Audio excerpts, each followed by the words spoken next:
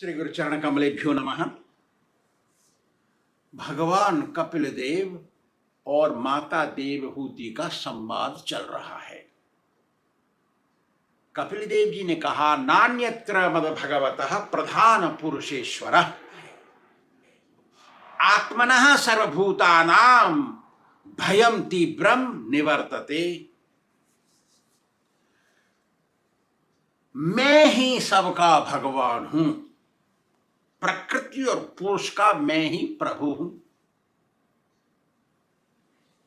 समस्त प्राणियों का आत्मा मैं ही हूं, इसलिए सबको मेरा ही आश्रय लेना चाहिए। बिल्कुल सही बात है। जिससे मृत्यु से छुटकारा मिल सके ऐसी भक्ति करनी चाहिए मेरी ओ माता। क्यों कि मद भयात वाति वातोयम, सूर्यस्तपति मद भयात, वर्षति इंद्रो दहति अग्नि, मृत्युश्चरति मद भयात। ओ माता, मेरे ही भय के कारण वायु हवा चलती है, मेरे ही भय के कारण सूर्य उगता है और चमकता है, अस्त होता है, मेरे ही भय के कारण इंद्र देवता बरसात करता है जिससे भोजन उत्पन्न होता है, मेरे ही भय से यमराज मृत्यु घूमता है और समय के अनुसार असमय पर भी सबको ले जाता है। ओ माता, ज्ञान वैराग्य युक्तेन भक्ति योगेन योगिनः क्षेमाय पाद मूलम में प्रविशन्ति अकुतो भयम। हे माता, मेरे भक्त लोग भक्ति और ज्ञान वैराग्य से युक्त होकर के शास्त्र सम्मति से मेरी सेवा करते हैं, जिससे उनको शांति मिलती है और निर्भय होकर मेरे आश्रय में रहते हैं। ज्ञान वैराग्य से मुक्त रह करके सेवा करनी चाहिए। क्यों? कन्याभिलाषिता शून्यम ज्ञान कर्माद्यनावृतम आनुकूल्येन कृष्णानुशीलनम भक्तिरुत्तमः। भक्तिरसामृत सिंधु में लिखा है, ज्ञान वैराग्य से मुक्त होना चाहिए। तभी जो सेवा ज्ञान वैराग्य से मुक्त हो करके करते हैं वही भक्ति कहलाती, वही असली भक्ति है। ज्ञान थोड़ा सा मिला हुआ, भगवान है कि नहीं है, मैं भगवान हूँ, तिलक नहीं लगाया, भजन नहीं किया, ये सब ज्ञान है। और वैराग्य कहते हैं, वैरागियों को ध्यान लगाते हैं, वो अग्नि मग लगाते हैं, चारों तरफ बीच में बैठ जाते हैं, सोचते हैं हम भगवान है। ऐसे नहीं। एतावानेव लोकेस्मिन्, भगवान कह रहे हैं आगे, पुंसा निःश्रेयसो भयम तीव्रेण भक्ति योगेन मनोमयी अर्पितम स्थिरम। हे माता, सबसे बड़ा कल्याणकारी कार्य है भक्ति करना भगवान की। सबसे बड़ा कल्याणकारी कार्य है भगवान का भजन करना। भजन कहते हैं हरे कृष्ण कृष्ण कृष्ण हरे हरे, हरे राम राम राम हरे हरे, माला से करने को भजन कहते हैं। यही सबसे बड़ा कल्याणकारी मार्ग है, भागवत को पढ़ना और भजन करना। इससे बड़ा कल्याणकारी और कोई मार्ग नहीं है। हे माता, अपनी सारी इंद्रियों को, मन को इकट्ठा करके भगवान की शरण में तीव्रता से जाना चाहिए, तीव्रता से भक्ति करनी चाहिए। गुरु के आश्रय में उनकी ही आज्ञा के अनुसार। जो शिष्य गुरु की आज्ञा का पालन नहीं करता वो भक्ति नहीं कर सकता और उसकी भक्ति भगवान को प्रसन्न नहीं कर सकती। फिर आगे कहते हैं, ओ माता, मैं आपको अब सारे प्रकृति के तत्वों को अलग अलग करके बताता हूं, जिसको जान करके मनुष्य तीन गुणों, सतोगुण रजोगुण तमोगुण से मुक्त हो जाता है। भगवान की भक्ति करना ही आत्मदर्शन का मार्ग है, आत्म साक्षात्कार का मार्ग है। मैं कौन हूं, मैं कहां से आया, कहां जाऊंगा, क्यों हूं इस दुनिया में, क्या मेरा कर्म है, क्या मेरा कर्तव्य है, ये जानना ही आत्म साक्षात्कार है, भगवान को समझ जाना। और इसी मार्ग से अज्ञान रूपी, अहंकार रूपी गांठ खुल जाती है, कट जाती है। भिद्यते हृदय ग्रंथि छिद्यन्ते, सारी गांठें खुल जाती हैं भगवान का भजन करने। सर्व एवात्मनीश्वरे इत्यादि, जिससे सारा संसार व्याप्त है, जो सारे संसार में उपस्थित है, अंतर्यामी, वो स्वयं प्रकाशित है और उसी के प्रकाश से सारा संसार प्रकाशित है। वो तीन गुणों से परे है और अनादि है, उसकी सृष्टि नहीं हुई, वो सबसे पहला है, उसका कारण कोई नहीं है, वही सबका कारण है। वो प्रकृति से परे भगवान सबके अंतःकरण में परमात्मा रूप से विराजमान है और वो अपनी वैष्णवी माया से आच्छादित होकर के, ढक करके इस सृष्टि को देखता है और उसमें वीर अपना स्थापित करता है, जिससे उत्पत्ति होती है प्राणियों की, सबकी सृजन करता है। वो इस प्रकृति में पैदा होने के बाद प्राणी इस भौतिक माया से बंध जाता है और सोचता है कि मैं ही करता हूं, मैं नहीं करता इस काम को तो कैसे हो जाता ये काम, भगवान थोड़ी आता है करने के लिए, ऐसा सोचता है। कर्तापन, अहम ममेति, मैं ही करने वाला हूं, मेरे बिना कुछ नहीं हो सकता। इसीलिए वह प्राणी जन्म मृत्यु के बंधन में पड़ा रहता है, गोता खाता रहता है। देखिए, माता कहती, देखिए मां, ये जो अधिष्ठातृ देवता हैं, ये देवता शरीर को और इंद्रियों को उपयोग करके एक एक कार्य कराते हैं, जो कार्य करना वो कराते हैं वो, लेकिन ये अज्ञान अंधकार में पड़ा हुआ प्राणी सोचता है मैंने किया ये। वो आत्मा जो शरीर में रहता है वो प्रकृति से परे है, भौतिक नहीं है। वो आत्मा भगवान का अंश है ना, इसलिए आध्यात्मिक है, दिव्य है आत्मा, लेकिन भौतिकता में लिप्त होने के कारण सुख दुखों को भोगता रहता है, भौतिक सुख दुखों को अनुभव करता रहता है। फिर देवहतु ने पूछा, हे भगवान, आप मुझे भगवान का स्वभाव और उनकी शक्तियों के बारे में थोड़ा बताइए। भगवान कहती है वो, और कहती है कि ये सूक्ष्म और स्थूल सृष्टि उन्होंने कैसे बनाई, थोड़ा बताइए ना। भगवान बोलते हैं, हे माता, तीन गुण, सतोगुण, रजोगुण और अव्यक्त, अनमैनिफेस्ट अंग्रेजी में बोलते हैं महत्त्व, ये मिलकर के ही सूक्ष्म, भगवान की सूक्ष्म सृष्टि है। ये दिखाई नहीं देती, सूक्ष्म माने आंखों से न दिखाई देने वाला वस्तु, वो सूक्ष्म कहलाता है। महत्त्व और तीन गुण ये ही हैं, मिलकर के चार, यही है, इसको कहते हैं सूक्ष्म सृष्टि भगवान की।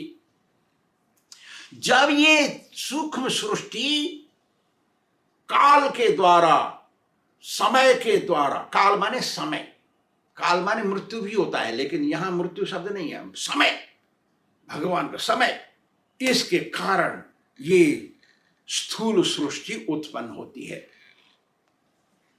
पहले पंच महाभूत उत्पन्न होते हैं, पृथ्वी, जलवायु, अग्नि, आकाश। फिर उससे पांच कर्मेंद्रिय उत्पन्न होती हैं, हाथ, पैर, मुंह, लिंग और गुदा। फिर पांच ज्ञानेंद्रिय उत्पन्न होती हैं, आंख, नाक, कान, जीभ और चमड़ी। फिर पांच तन्मात्रा उत्पन्न होते हैं, घ्राण, शब्द, रस, दृश्य और स्पर्श। फिर उसमें चार मन, बुद्धि, अहंकार और आत्मा घुसती हैं। ये 24 तत्व अलग अलग रहते हैं, 24 तत्व हैं ये सब। इन 24 तत्वों में पृथ्वी, जलवायु, अग्नि, आकाश, ये पांच तत्व ये मुख्य हैं। इनमें भगवान समय के स्वरूप में प्रवेश करते हैं, 25 हो जाते हैं। हे माता, भगवान ही इन 25 तत्वों को प्रयोग करके सारा कार्य करते हैं, लेकिन अहंकारवश माया में फंसा जीव भगवान को भूल करके स्वयं को कर्ता मान बैठता है, इसलिए वो मृत्यु से डरता है।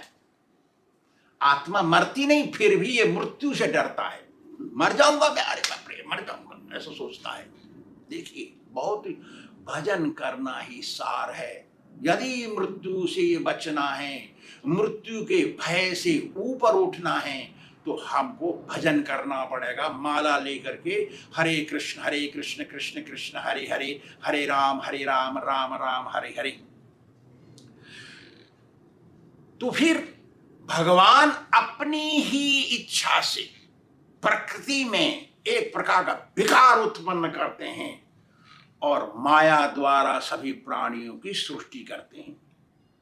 मैंने बताया ना, अपना बीज डालते हैं। बीज को वीर कहते हैं। बीज ही तो पड़ता है। स्त्री में वीर डालने से उसको बीज डालना कहते हैं संस्कृत भाषा में। और वही भगवान सब में परमात्मा रूप से, आत्मा के पास परमात्मा बैठा है। कैसे मालूम पड़ता है? जब आत्मा को गंदा काम कर देता है ना, अरे तेरी के रे मैंने क्यों कर दिया ये काम, वो जो प्रेरणा देने वाला वो परमात्मा है, पास में बैठा है। अरे तुमने कोई अच्छा काम कर दिया, अरे तेरे बहुत अच्छा काम किया तेने, तुझे तो भगवान का आशीर्वाद मिलेगा। कौन कहता है ये बात अंदर से? वो परमात्मा है। तो परमात्मा रूप से वही सब प्राणियों में विराजमान है। इन 25 तत्वों का उपयोग करके ये सारी सृष्टि बनी है। फिर ये इस जगत के बाहर एक महत्त्व है। वो महत्त्व सूक्ष्म है। उसको मिलाकर के भगवान ने अज्ञान अंधकार को पी लिया। अज्ञान रूपी माया अंधकार है ना, इसको पी लिया भगवान ने। इसलिए जब भजन करते ना, अज्ञान जाता रहता, भागता है वहां से। इसके बाद भगवान 5 लक्षणों को बताते हैं, ये 5 तत्वों की लक्षणों को, और कहते हैं कैसे शब्द से शब्द में काल मिला। काल माने समय मिला, तब वो वायु प्रकट हुई, वायु में समय मिला। फिर अग्नि प्रकट हुई, फिर अग्नि में समय मिला। जल प्रकट हुआ, जल में समय मिला, विकार हुआ, तब वो पृथ्वी प्रकट हुई। ये 5 इस प्रकार से उत्पन्न हुए। इन सब को मिलाकर के जगत बना ब्रह्मांड। ब्रह्मांड में जल, वायु, अग्नि, आकाश, ये 10-10, 1 से 10, जैसे पृथ्वी 10 गुने जल से ढकी है, जल 10 गुने वायु से ढका है, वायु 10 गुने जल अग्नि से ढका है, अग्नि 10 गुने आकाश से ढका। इस प्रकार से ये ढका हुआ है। इस कबर के बाहर महत्त्व है, और उसके बाहर है कारण समुद्र, जिसमें भगवान विष्णु का स्वरूप लेकर के लेटे हुए हैं। उन्होंने इस ब्रह्मांड के चमड़े में छेद किया। छेद करके सबसे पहले उनका मुंह निकला, जिसका काम है खाना, भजन करना, बोलना। फिर नाक उत्पन्न हुई, नाक का काम है सूंघना। फिर कान उत्पन्न हुए, जिसका काम है सुनना। फिर उसके बाद विराट स्वरूप की आंखें उत्पन्न हुई। विराट स्वरूप पैदा हो रहे ना छेद से। आंख है, आंख का काम है देखना।